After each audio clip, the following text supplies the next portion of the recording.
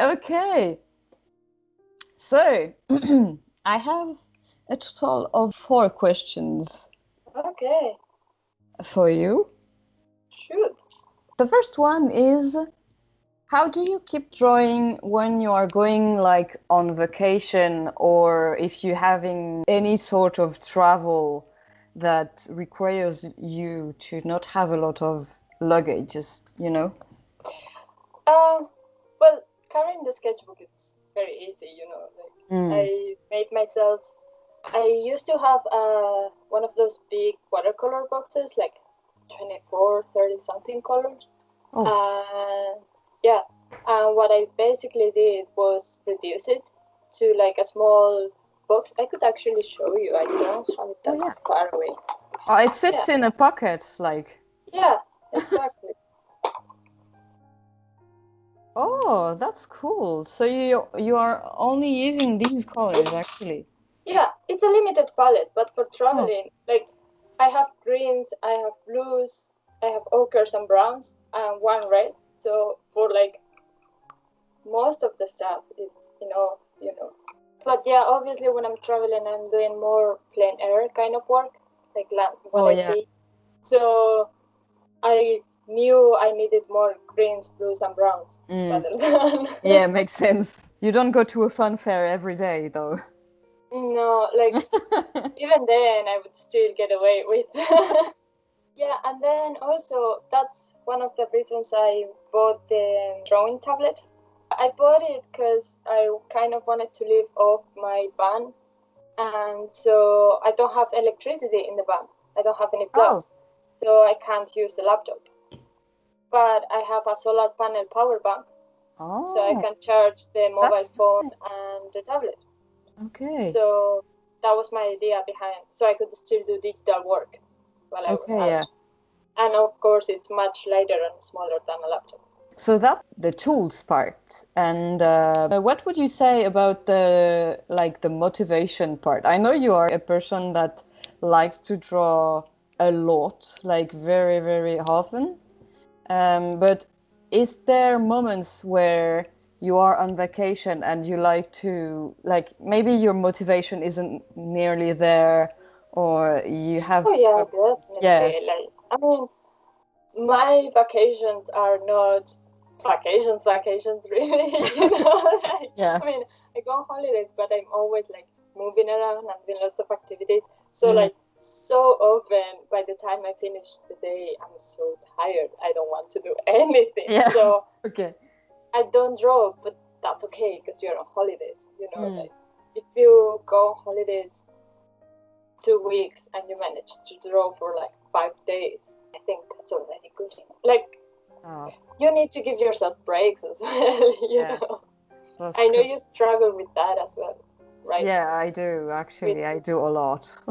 that, even when you're on holidays, you have the mindset of like, I should be working, and the Yeah. guilt of like not drawing. But I do have that as well. I spend a lot of time drawing, but I also spend a lot of time exercising, for example. Oh yeah. So I do have very little time to like socialize and stuff. So I always have this struggle of when I'm socializing, I feel guilty because I'm not drawing. And when I'm Oh, drawing, I feel guilty because I'm not socializing. okay. Yeah. And I see. the same with holidays. I don't fully disconnect because I love drawing so much. But then when I'm drawing on holidays, if I focus too much on a project, I feel guilty because I'm on Mm. holidays and I'm taking a break. Yeah, I see.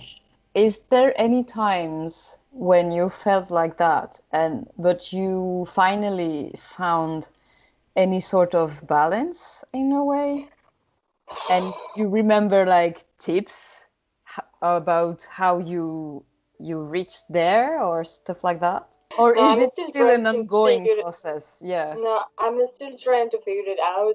I Mm. think I've gotten much more chill about it since I left Dublin the first time, Okay. and I Yeah. went away and I went on holidays, and like those days were amazing. So they were so good that if I didn't have time to draw, I didn't feel like I was wasting my time because I was doing Yeah, I so see. much more. Mm. So that was great. Like it was so much easier to disconnect from drawing because I had something like really, really fun going on. Since I got back into office job, I can see myself kind of like derailing again because the job takes so much time that then I don't have time for my own projects. So I put way too much time on them of free time, and I don't have time to do other things such as seeing friends and all that. Okay, yeah, I see. For example, maybe it would be handier to actually have a work that doesn't take so much space in a day, and so you can balance more your days with socializing, having a work for yourself, and still enjoying a bit of, like, for example, exercising outside and stuff like that.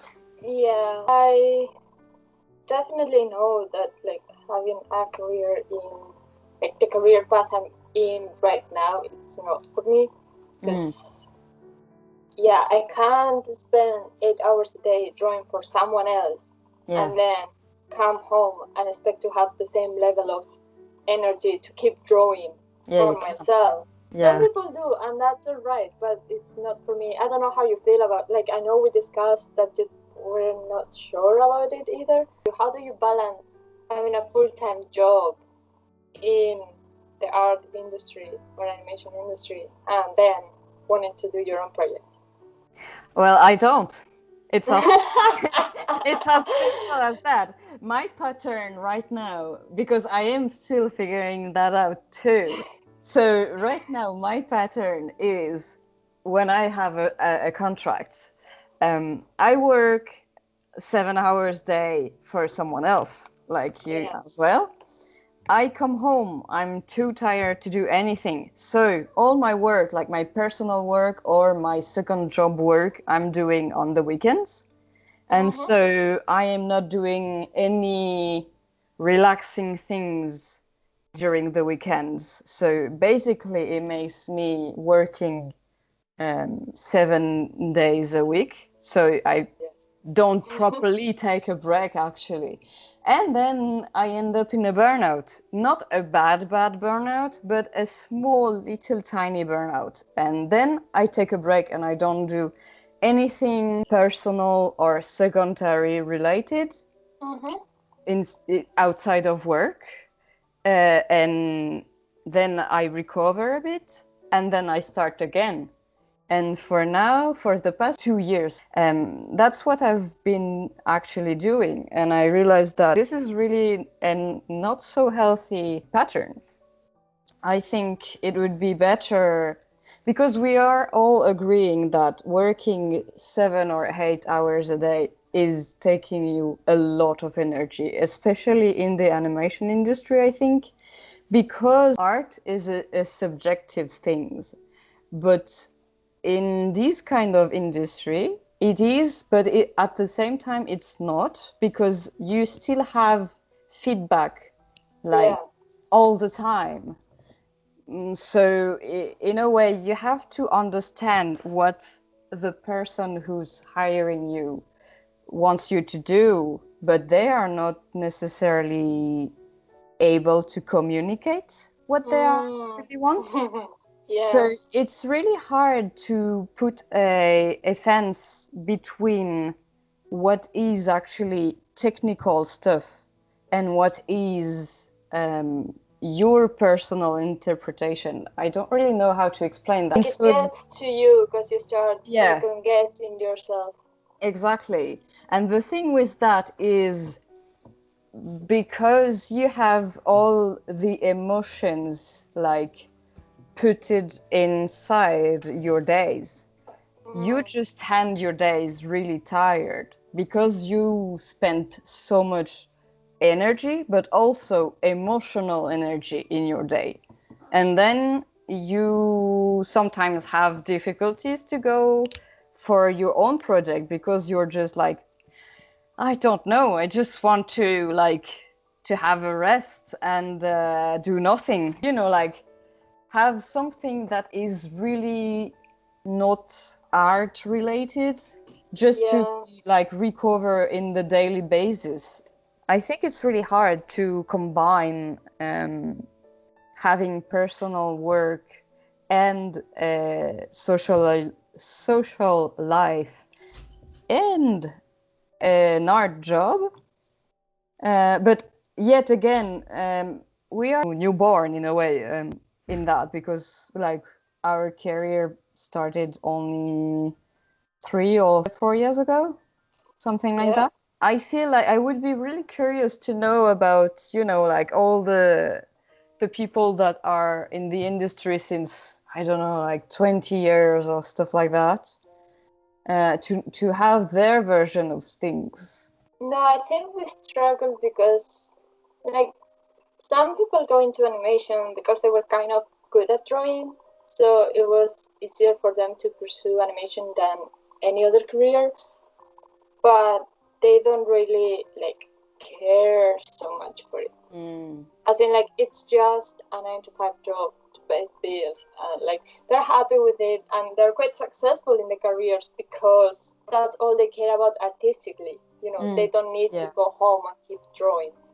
But when you have your own ideas and your own projects, it's very hard because, all your creativity, like, you have to put it into someone else's work for 7, 8 hours a day.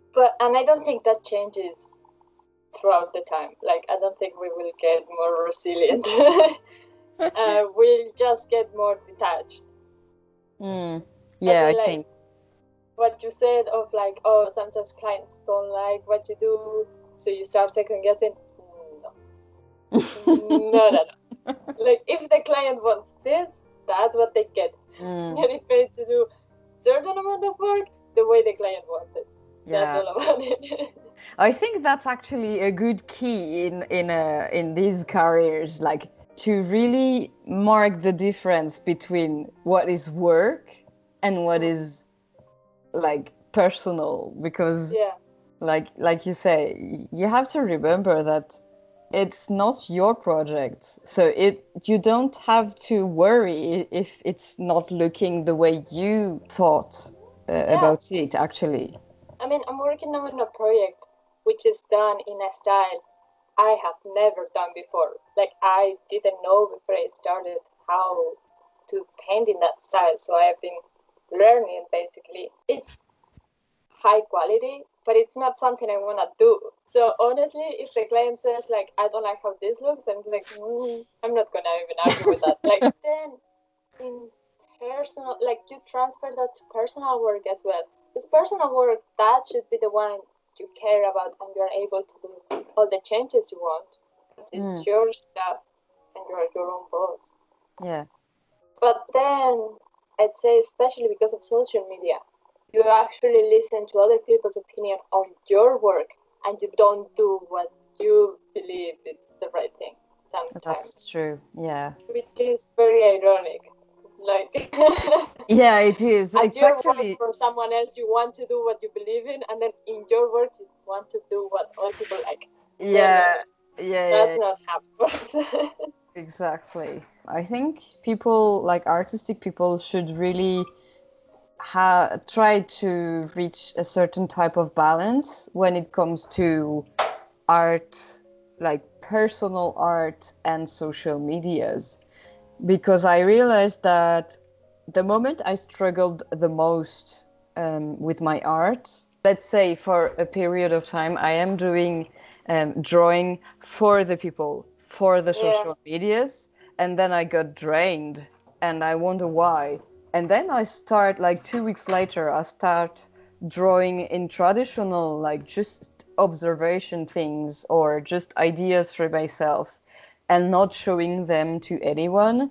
And I actually realized that this kind of stuff actually resources me way more than just a normal vacation. So I think artistic people should try to, try to do both, maybe have a balance of that, but still not feel guilty about not sharing what they are doing online. I think they don't feel like they can afford to do that because social medias are so demanding. Like, you have to keep constantly posting, constantly being active on them. in order to like build a following. And if you're a freelancer, that's very important for you. Mm-hmm.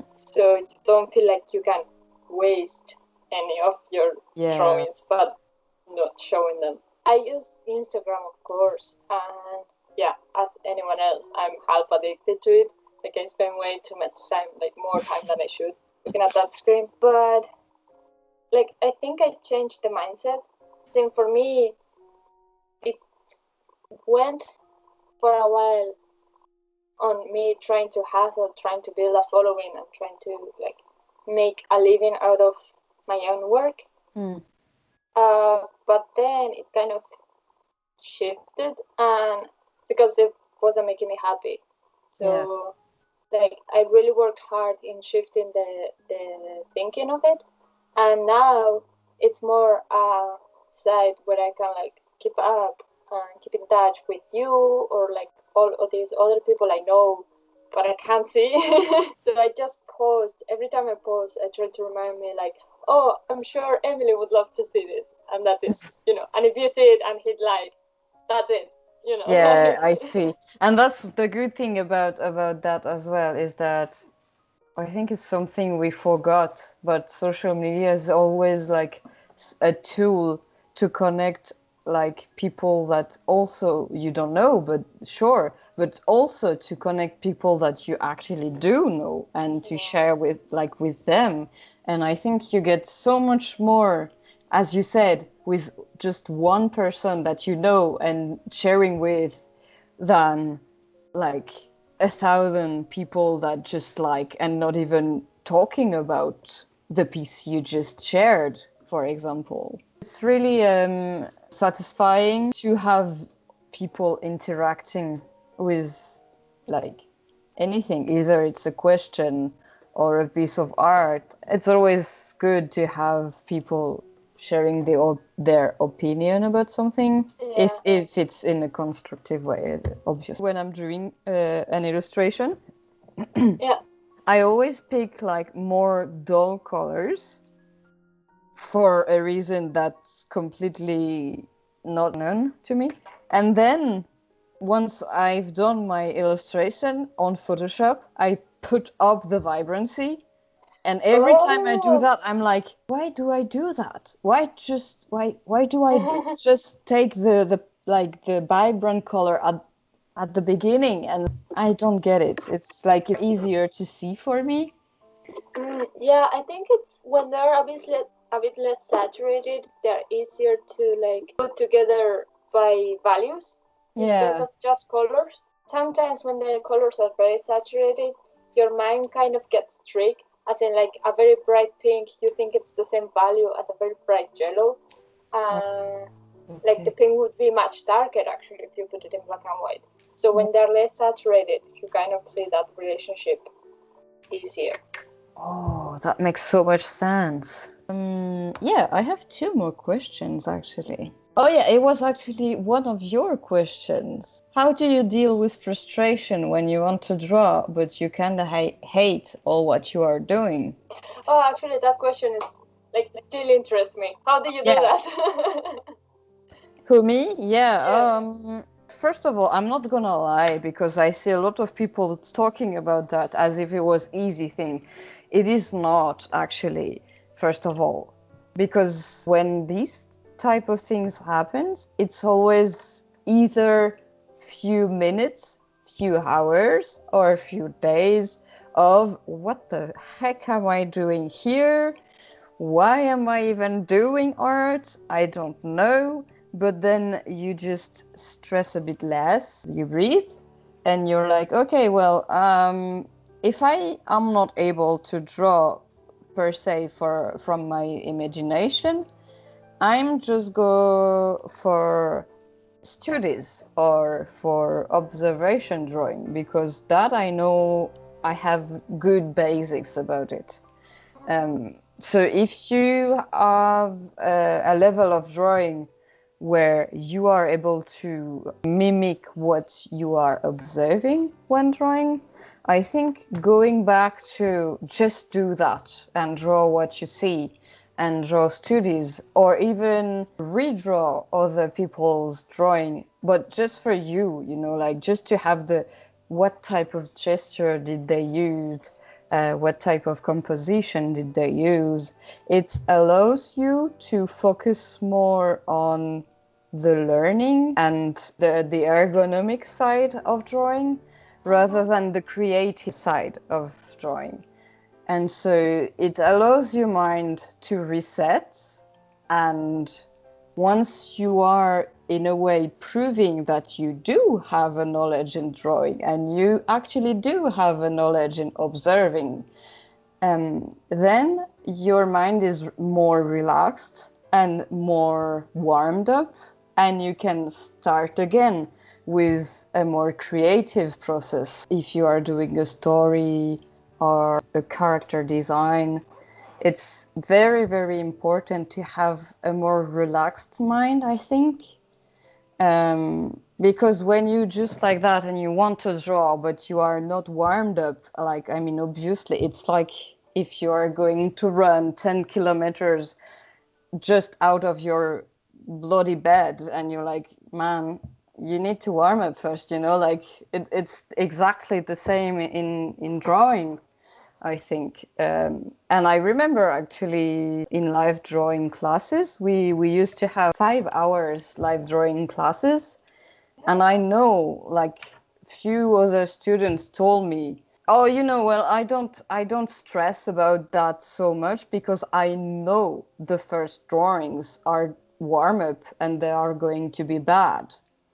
And I think that's a very important thing, that maybe your frustration is that, yes, you know that in your blood you have this need of drawing, but it doesn't mean that you can skip the warm-ups, you know. And sometimes we tend to forget about that and just be frustrated because, oh my god, I cannot draw anything. But dude, if you are not warming up and you haven't drawn for 3 days, it's very normal for you to not be able to draw anything, you know. My way of dealing with frustration is either I just stop and I'm saying, this is not a day to draw, or either I'm just warming up with studies, and then my wrist is getting more loose in a way, and I'm going to draw like stuff that are more in my comfort zone, like 3/4 heads with big eyes, for example. And then only I go, and slowly I'm going to go further in the creative process. But yeah. But sometimes I just give up. Like some days I'm just like, no, it's going to be a drawing day tomorrow. It's good as well. But you know, like when you really do like drawings, you know in your heart that you are always going to get back at drawing at one point or another. What about you? Oh, I'm not healthy about it at all. That was actually very good. I just push through and destroy myself. Oh, Yeah, no. For example, the last comic I've done, the one I've shown you, yeah. that, oh my, that's taking me, like, not constantly, but I tried to do that comic a year ago. Like, I did some like I actually did almost the whole thing, and I didn't like it, so I didn't submit it in the end. And it's been eating me away because I gave up because I wasn't good enough for it. Like, and that frustration has driven me for a whole year Yeah. or more, and I've done it now. So like, I'm not good. I don't have a healthy way of dealing with frustration. It just keeps logged in the back of my mind, and I just push through somehow, but it's still there, and I find a way, like, sooner or later I'm going to go back at the same problem. But in the end, as you said, like you still managed to do this piece because Yeah, even if there is pain involved, you still have the other half of the thing where you know you are going to do it in the end because you know that you like drawings and you want to finish this piece. So the question would be, how do you get rid of the painful part? I think it's because we have so much expectation about ourselves, even if it's not for, I mean, I know this comic you did, it was for a big event. And so we put so much pressure on ourselves. This is the thing, we are, at the same time, we are our art director and creator. And I think these two people inside ourselves can't speak to each other. And this is where the missing part is. We need to have a better communication between those two people in ourselves. And so we are going to be happier about that, I think. Yeah, that's a very good metaphor for it. Mm. It's like, I think my main problem is that I do have a style, kind of, but at the same time, I also like changing a lot. Like, I don't know if you've noticed, but the painting, like the drawing, you can kind of tell it's my style, but the painting, I've tried something completely different. Because I believe that depending on what you're trying to tell, like, you should, like, some people don't and it works for them, but for me, like, I should try to find the style that suits better that story, you know, not just stick to what I paint. I think that was the big problem in for this particular story, is that I couldn't find a proper style for it. So that was part of the struggle, because I knew how to paint my way, but I didn't know, like, painting that way. Oh my god, it's been so weird, because it was brushstrokes without any opacity, without, like, the sky and the water do have some blending, but in general there's no blending. It's just brushstrokes and changing colors constantly, and it goes up against every fiber of the way I usually paint. So it was so tough to, like, not change it. What's your opinion about making more thumbnails with different techniques, maybe? Do you think it? Actually, Oh, you did? like, yeah, I've been working on it on and off for a year. Like, I've tried everything. I just couldn't come up with Oh, it. oh, okay. Yeah, I've tried traditional, I've tried digital, I've tried so many things, and none of them were what I was looking for. The creation of your own is always really hard to be satisfied with what you are doing. So it's normal that we are taking so much time. Would you say that if you had maybe more feedback from a variety of people, it would have helped, maybe? Like, let's say you made all your thumbnails and then you go and ask for feedback, but for a very wide range of people. Like some people that are into art, but some people that are not necessarily into art. Would that be helping you? Maybe I would have come up with a solution much easier. I don't think I would have come up with the same solution. Maybe someone would have convinced me in the end to use my usual style, and then I wouldn't have been that satisfied. Because you know how often, like, you are more critical with your work than Yeah, your public, you know. So completely. Yeah. maybe if I had shown my thumbnails to people, they feel like they would have chosen a favorite one, but they wouldn't have gone like, no, this is not working. Because I think that was in my mind, you know, like, I think Yeah, maybe yeah, it yeah. was working perfectly fine, but I just didn't like it for Mm, that particular story. yeah, yeah, yeah.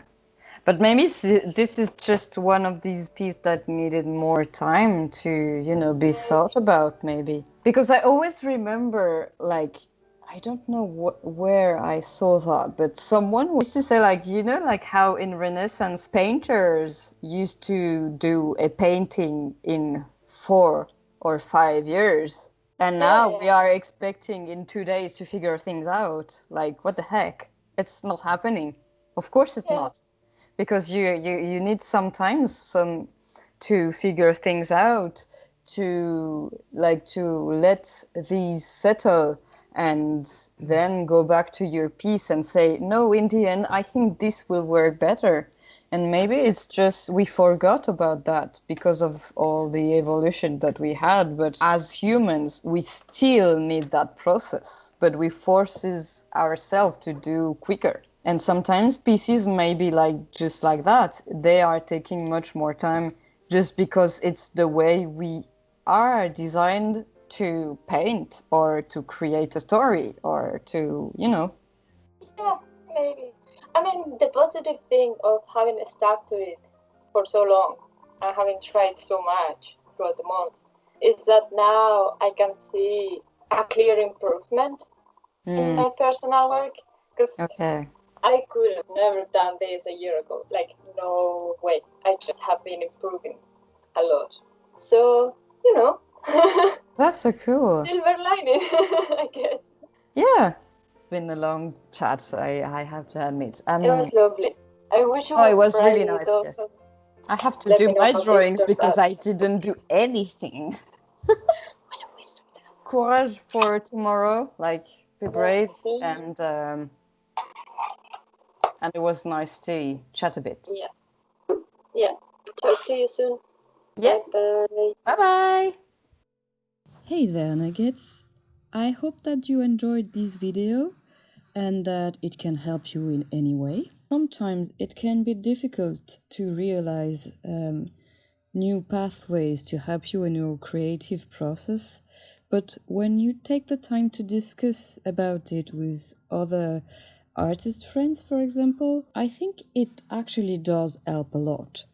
So, thank you so much for watching, and until the next one, stay awesome. See ya!